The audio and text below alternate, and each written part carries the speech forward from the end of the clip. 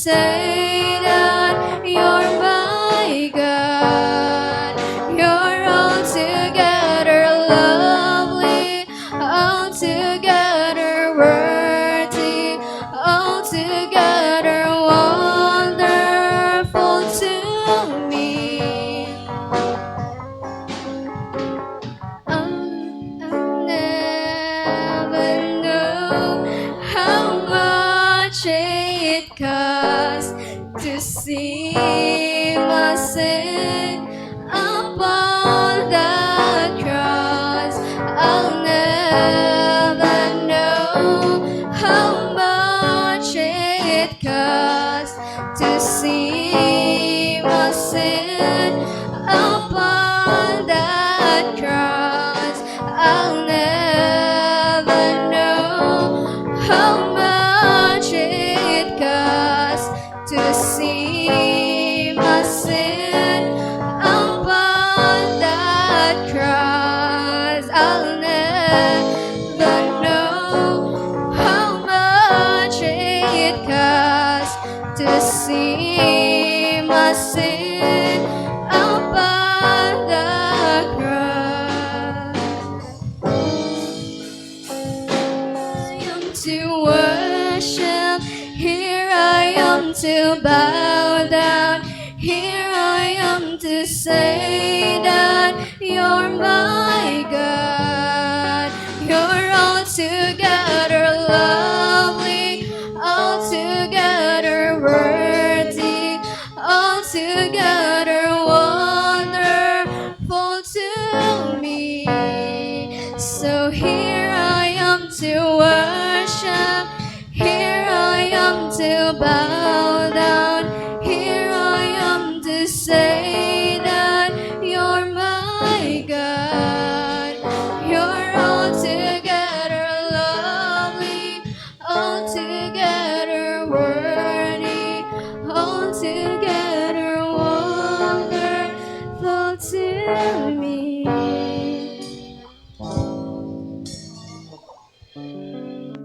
Amen. God bless you mga sisters.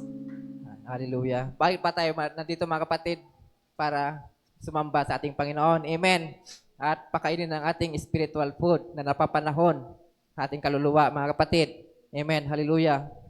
Dito tayo para makinig. Ihanda natin ating mga puso mga kapatid. Amen. Bagong lahat, tumayo po tayo. Awitin po natin yung He is here.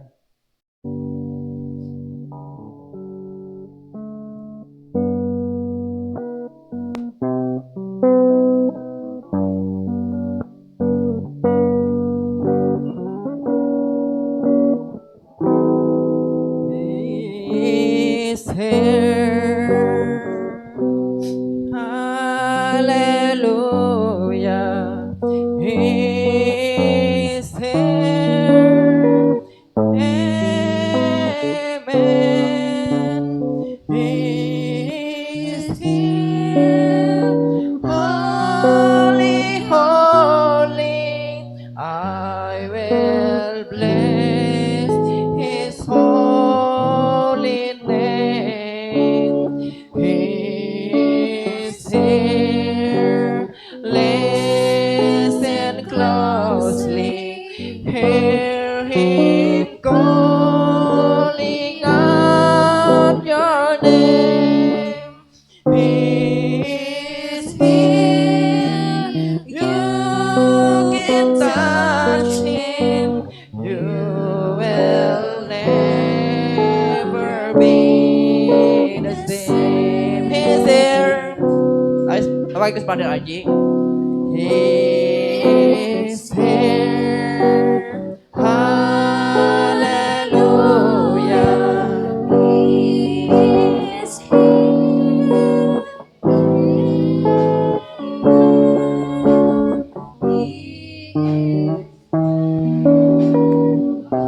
Holy, holy, I will bless His holy name. He is here. Listen closely. Hear Him calling out your name.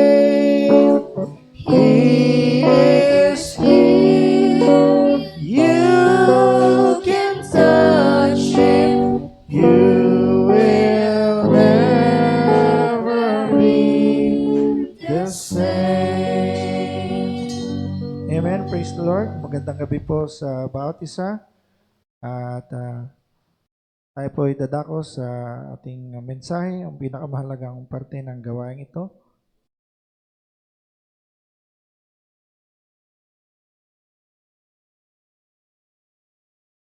Amen. So, bago po tayo magsimula, tayo po ay manalangin. Panginoong Diyos, marami pong salamat sa gabi pong ito na kami po muling nagkatipon-tipon upang magpuri, upang sumamba, O Lord God, upang makinig ng inyong mga salita, O Lord God. Ikaw lang po ang may taas sa gabi pong ito, O Lord God. Ihanda niyo pong puso ng bawat isa sa amin, O Lord God, sa pakikinig ng inyong salita, O Lord God. At itago niyo po ako sa inyong likuran, O Lord God. Ikaw lamang po ang may taas, wala na pong iba, O Lord God. Naway po, umalis kami sa lugar na ito, O Lord God, na may kasiyahan, na may kalakasan ng aming Espiritu, Panginoon. Salamat po sa pangalan ni Kristo Jesus. In Jesus' name, Amen.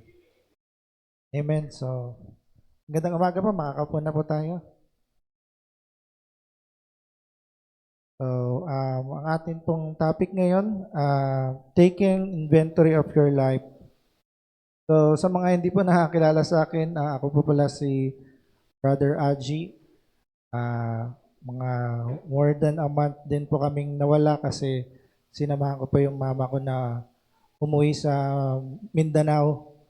So, salamat sa Panginoon, nakarating ko may dito ulit upang makipag-fellowship sa bawat isa sa atin. Amen.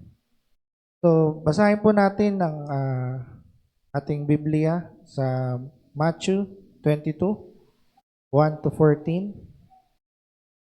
Sabi niya dito, "And Jesus answered, and spake unto them again by parables, and said, The kingdom of heaven is like unto a certain king, which made a marriage for his son, and sent forth his servants to call them that were bidden to the wedding. And they would not come. Again he sent forth other servants, saying, Tell them which are bidden, Behold, I have prepared my dinner, my oxen and my fatlings are killed, and all the things are ready. Come unto the marriage. But they made light of it, and went their ways, one to his farm, another to his merchandise. And the remnant took his servants, and entreated them spitefully, and slew them. But when the king heard thereof, he was wroth, and he sent forth his armies, and destroyed those murderers, and burned up their city. Then said he to his servants, The wedding is ready, but they which were bidden were not worthy. Go ye therefore into the highways, and as many as ye shall find bid to the marriage.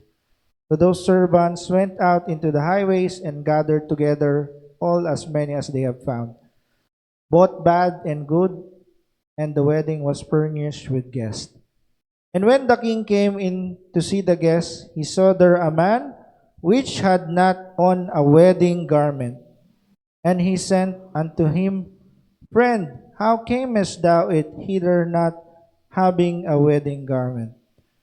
And he was speechless. Then said the king to the servants, Bid him hand and foot, and take him away, and cast him into outer darkness. There shall be weeping and gnashing of teeth, for many are called, but few are chosen." Diyos po magpala ng pagbabasa ng kanyang bawat banal salita.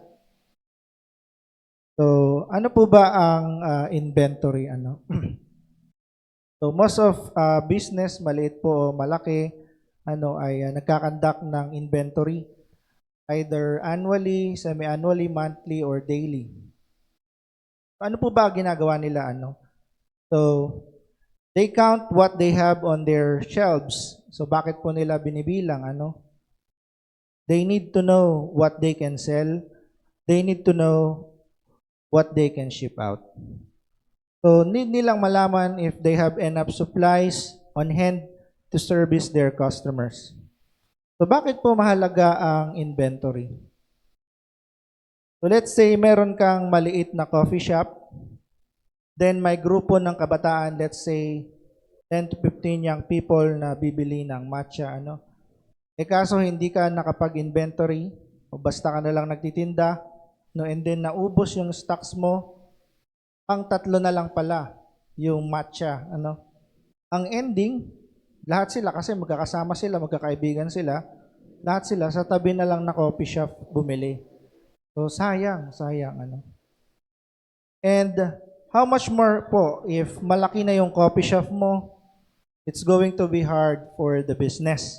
So delivery deadlines will be missed, promises won't be kept, customers will be lost, lugi ang negosyo. So now in terms of our spiritual life, ano, it is good for us to take inventory as well. Now, it is good to step back and simply see where we are in our walk with God. Amen. So, kamusta ba ako bilang isang leader, bilang isang servant ni Lord? So, last year, may nadala ba ako sa church? May na-disciple na ba ako? Or nagka-ministry ba ako? O naisuko ko ba ang lahat kay Lord, kahit na yung mga hidden sins ko? Na-share ko ba si Jesus sa classmates ko, sa workmates ko, or even sa family? May nagawa ba ako para kay Lord? So, yun po yung mga katanungan na kung tayo po ay mag-i-inventory sa ating sarili, is malalaman natin yung kasagutan. Amen. So, sabi nga po dito, the seal of God.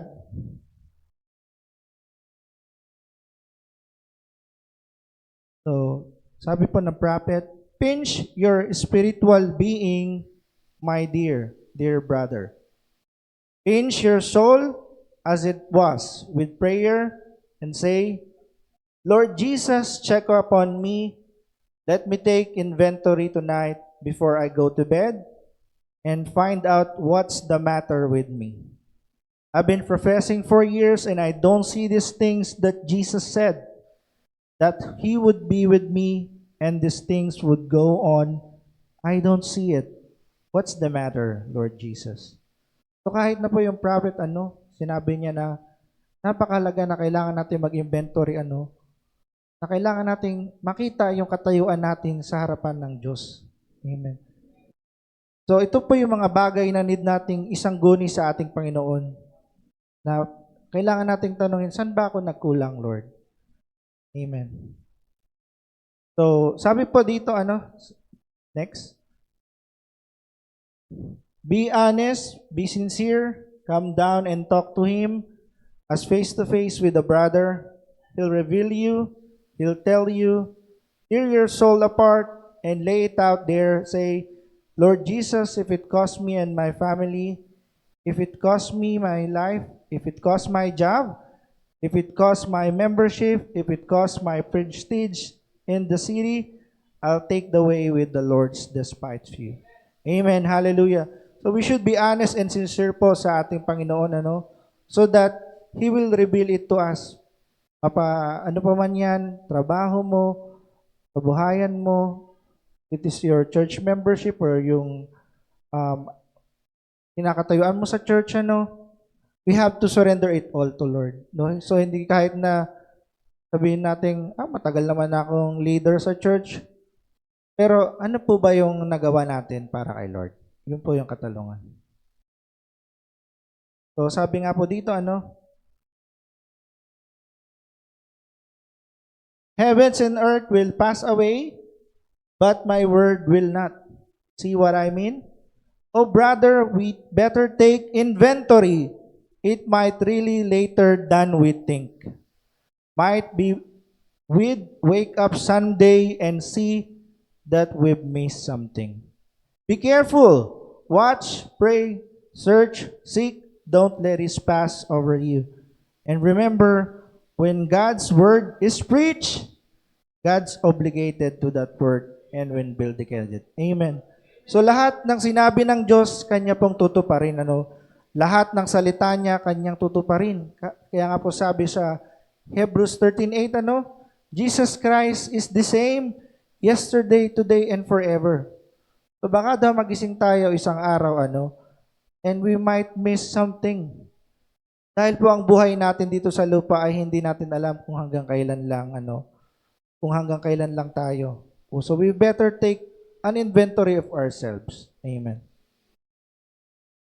So kaya nga po, basahin ko lang po dito sa 1 John 3:19 to 20.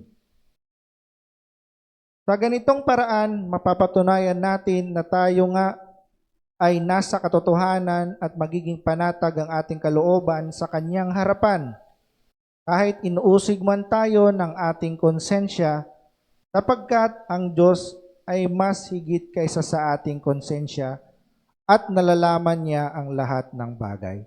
So yun po yung kadahilanan kung bakit kailangan natin mag-inventory na kahit na anuman yung mga nangyayari sa ating buhay we will see if we are in the truth or not. Amen. So the last thing in the world that you want is to think that you are of the truth when the judgment comes and you find out that you are not of the truth. Amen po That is the most devastating thing that could ever happen to you. Kaya nga po sabi sa Mateo 7:21-23, not everyone who says to me, Lord, Lord, will enter the kingdom of heaven, but the one who does the will of my Father who is in heaven. On that day, many will say to me, Lord, Lord, did we not prophesy in your name and cast out demons in your name and do many mighty works in your name? And then will I declare to them, I never knew you, depart from me, you workers of lawlessness. Amen po. So, recently po nakarating nga po ako sa Bukidnon. It was a good experience, Thank you, Lord, for that. So, for the first time since I can remember, baby pa kasi ako nung unang punta ko doon. And sa side ng mother ko, it was really great, God is good. Na-meet ko yung mga tita ko for the first time, yung mga pinsan, mga pamangkin, kahit na nahirapan sila magtagalog. Kasi mga Bisaya po sila doon and hindi naman po ako lumaking Bisaya. Then during Sunday, meron po kaming simple service, at nakita ko po paano kumilos ang Diyos. So, sa hindi po nakakaalam, galing po kami ng denomination more than 10 years ago. And doon nga sa lugar namin sa Bukidnon, may dinonate na church lahat yung parents ng mother ko. So, pag Sunday, yung iba sa kanila is doon po nagsisimba. And then, so yung mother ko po, nung nalaman niya ang mensahe sa huling kapanahunan or end time message, hindi na po yan tumatayo para mag-preach kahit opening prayer, closing prayer, opening prayer. So, pagka magagawain po siya, sa akin na lang po niya binibigay. Kahit na kukunti lang kami, kahit ilan lang kami, basta sinusunod po niya kung ano yung tama, kung ano yung gawain ng Diyos. Then one time, tinanong niya ako, sabi niya, magsimba ba tayo doon sa simbahan nila, Papa? Kasi, siyempre po, matagal na kaming hindi nakapunta doon. Ako, siguro 2013 pa, nung huli kong punta, pero hindi ako pa nakapunta doon sa Bukidnon, doon lang sa Patag, Mantikaw. So talagang, kung sabihin natin, first time ko nakakapunta doon sa Bukidnon. At mabuti po si Lord, na kahit na-feel ko yung pressure na magsimba, hindi ako pumayag, Nagulat ako, bakit sa akin siya nagtanong, pero I strongly believe na hindi yun yung will ni Lord.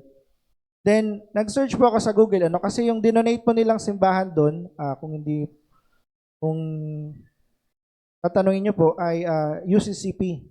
So, tauna po maganda, So, laging si Jesus Christ lang ang tinataas nila. And then, boom, nagulat ako. Welcome sa church nila pala yung LGBT and they don't condemn it. Na kahit na tumayo pa sila, mga elder pa nila, yung LGBT, ay okay lang sa kanila, So, nakakalungkot po. And sabi ko po, this is a big no-no. So, salamat sa Lord. So, hindi kami dinala ng Diyos doon. Kahit na yung lolo ko at lola ko, sila po yung nagtayo noon, ay hindi po kami dinala ng Lord doon.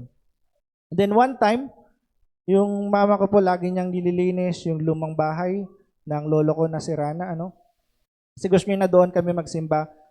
And of course, yung mga kapatid niya, against sa kanya, pati nga ako, initially sabi ko wag na niyang pag-aksaya ng panahon, But then, sumunod na lang po ako sa kanya and at one day, perfect timing, natuloy po yung aming gawain doon, simpleng gawain, na kompleto po silang magkakapatid doon. So, nagpapasalamat po ako sa Panginoon na kung paano siya kumilos sa aming buhay, nung nandun kami sa bukid noon. And kung paano yung dati namin ginagawa, na kumbaga yung nanay ko, kahit saan na lang magsisimba or kahit saan na lang siya pumunta, pero ngayon nasa tama na kami, nasa tamang posisyon na kami. At yun po yung pinapasalamat ko sa ating Panginoon. Amen. And one thing din po is yung sa church. So for example, yung mama ko po kasi sa denomination nga po kami na may pastora nga po kami dati. So kumbaga kahit na babae ay okay lang tumayo sa church Pero nung nabuksan yung kaisipan ng nanay ko nung binuksan ni Lord yung kanyang kaisipan, na sinasabi niya sa kanyang salita na mali iyan, hindi iyan ang tama. Yun po ang pinagpapasalamat ko sa Lord na kami ay tunay na sumunod doon. Amen. Na sa dami-dami ng mga simbahan, ng mga iglesia ngayon dito, dito kami nilagay ni Lord kung saan tama ang posisyon. Amen po. So, dito na po ako magtatapos sa Ephesians 2, verses 8 to 9. Sabi niya dito, "For by grace are you saved through faith, and that not of yourselves. It is the gift of God, not of works, lest any man should boast. Sapagkat sa biyaya kayo'y nangaligtas sa pamamagitan ng pananampalataya. At ito'y hindi sa inyong sarili. Ito'y kaloob ng Diyos, hindi sa pamamagitan ng mga gawa, upang ang sino man ay huwag magmapumoy." Amen. So it is only through Jesus Christ that we are saved. Amen. So, yun lamang po ang aking share sa gabi pong ito at naway po ay naging pagpapala sa bawat isa.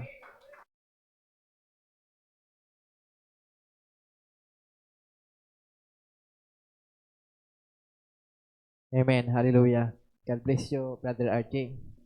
Amen. Napakagandang mensahe mga kapatid na nagbibigay sa atin ng kalakasan, patuloy sa ating Panginoon mga kapatid. Amen. Hallelujah. At magtatapos na po tayo.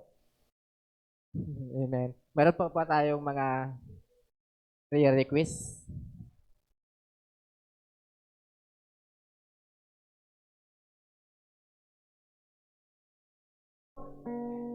Amen. Hallelujah. Habang maawit muna tayo mga kapatid. Awitin natin yung Let's Talk About Jesus.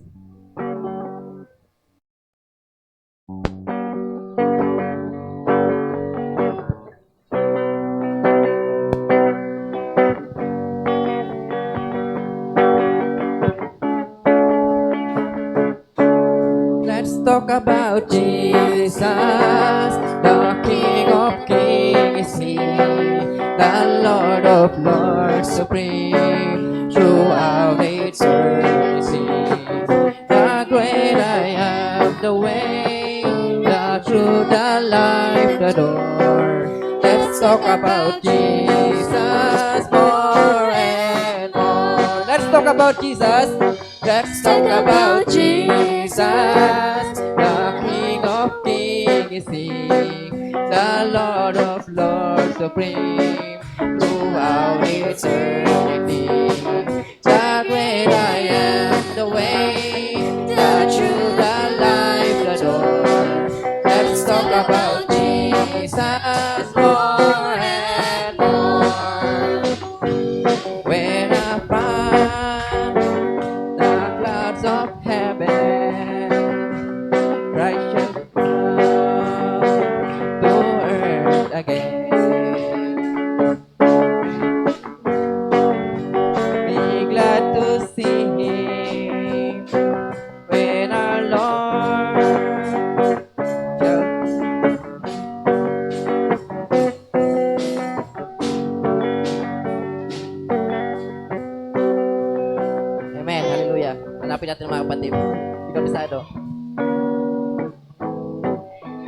Amen. Hallelujah. Awitin natin mga kapatid yung there shall be showers of blessing. This is the promise of God. There shall be seasons refreshing, sent from the Savior above.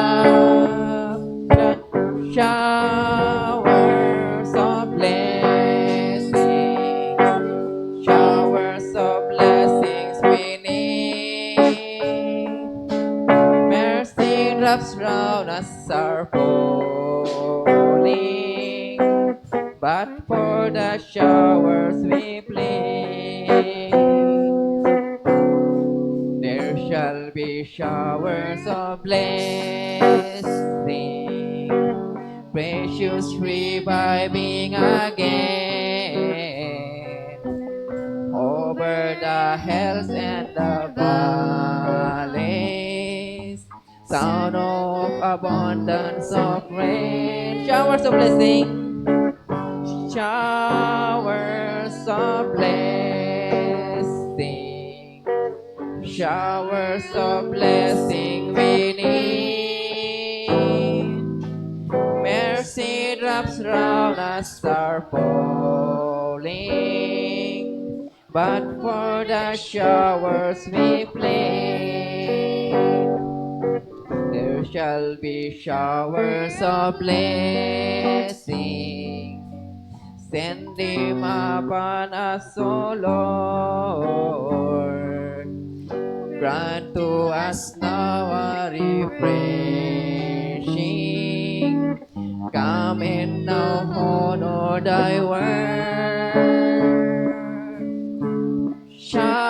Showers of blessing, showers of blessing we need. Mercy drops round us are falling, but for the showers we plead. There shall be showers of blessing, oh that today they might fall. Now as to God we're confessing, now as on Jesus we call. Showers of blessings, showers of blessing we need. Mercy drops round us are falling, but for the showers we plead. Last verse. There shall be showers of blessing, if we but trust and obey. There shall be seasons refreshing, sent from Savior above. Showers of blessing, showers of blessings, showers of blessing we need. Mercy drops round us are falling, but for the showers we plead. Amen. Hallelujah. Tapos na mga kapatid. Okay na?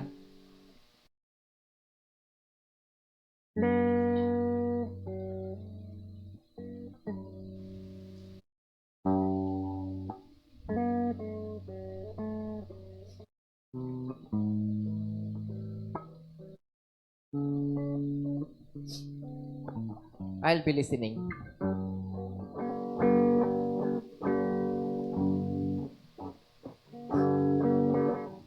When the Savior calls, I will answer.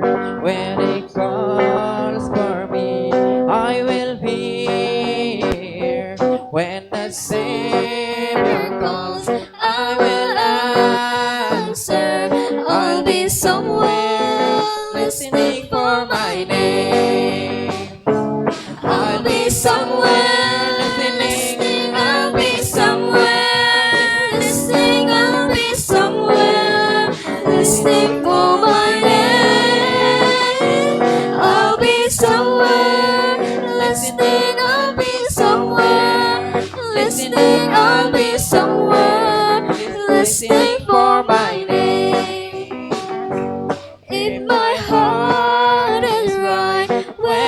calls me, and my heart is right, I will hear.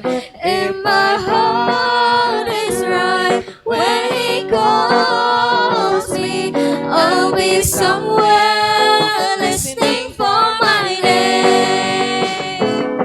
I'll be somewhere listening. I'll be somewhere listening. I'll be somewhere listening for my name. I'll be somewhere listening. I'll be somewhere listening. I'll be somewhere listening for my name.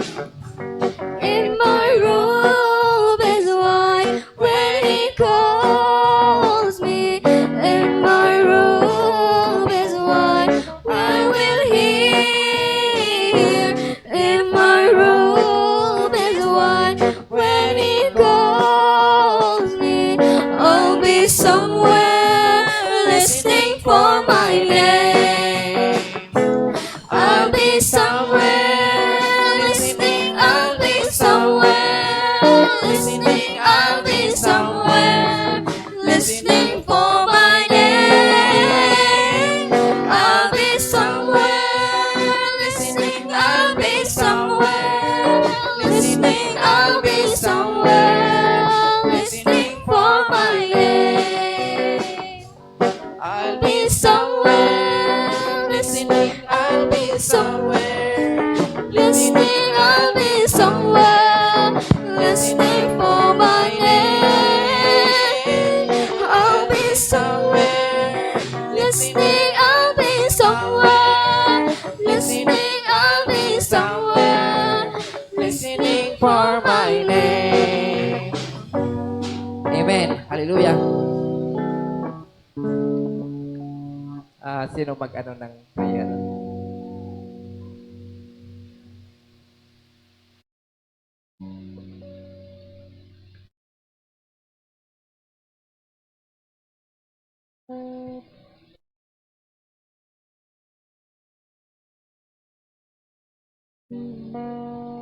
Hallelujah. Purihin ang Panginoon sa mga oras na ito. Salamat sa mga biyaya.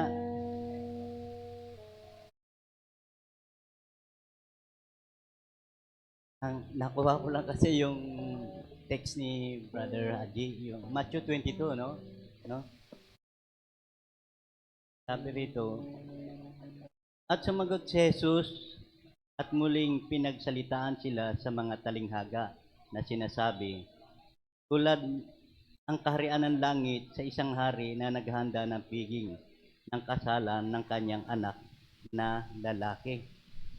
At sinugo ang kanyang mga alipin upang tawagin ang mga inaanyayahan sa piging ng kasalan.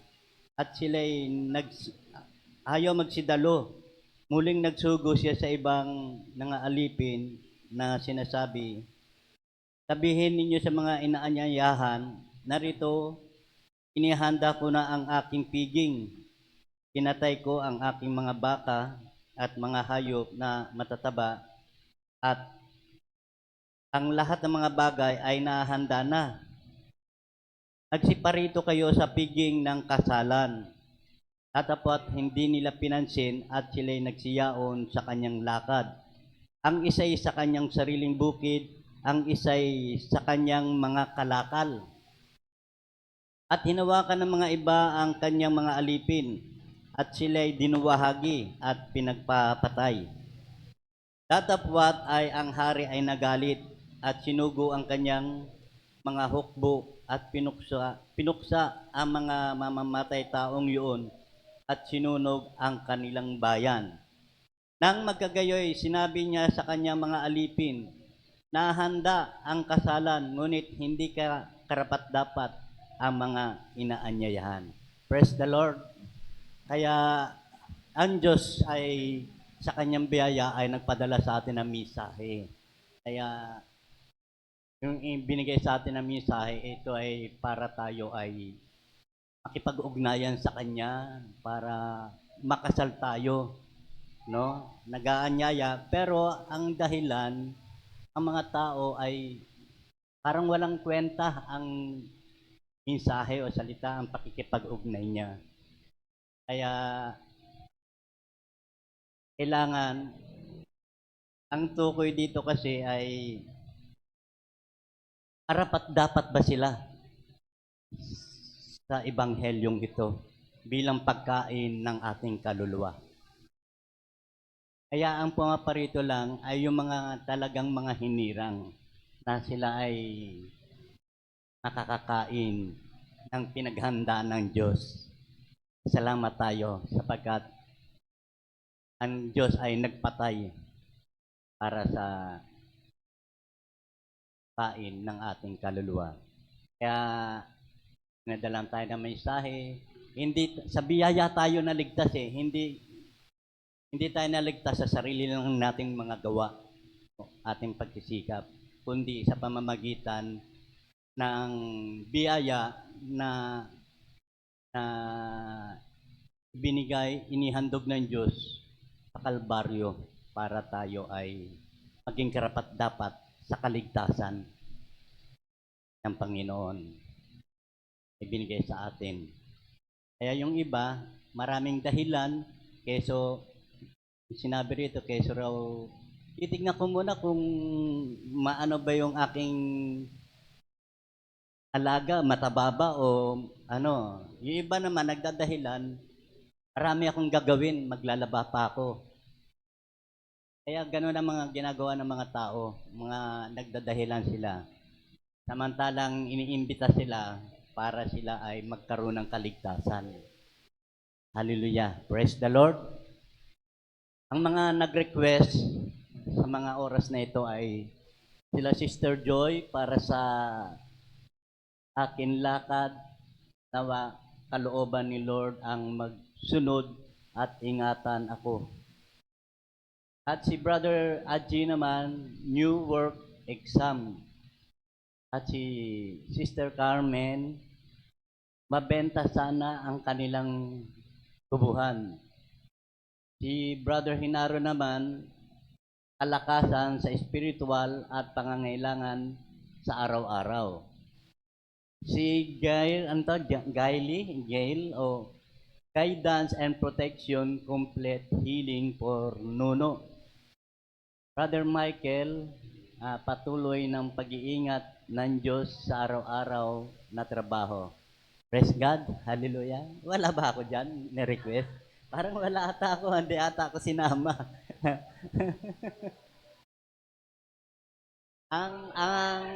ang request ko lang na sana ay magkaroon tayo ng fellowship sa Pateros. Matuloy kaya ito? Kalooban ng Diyos, hindi kalooban natin kung tulutan ng Panginoon na magkaroon tayo ng ganyan. Meron ba? Hallelujah. Praise the Lord. Purihin ang Panginoon sa kanyang mga hiyaya at sa kanyang mga plano. Yan, magkaroon ng fellowship sa Pateros. Matuloy kaya? Hilingin natin sa Panginoon kung ito'y kalooban ng Diyos na tayo'y magkatipon-tipon, no? Para sa layunin ng Diyos na sambahin natin siya sa espiritu at katotohanan. Praise God, tayo tumayo at awitin muna natin ang Sweet Hour of Prayer.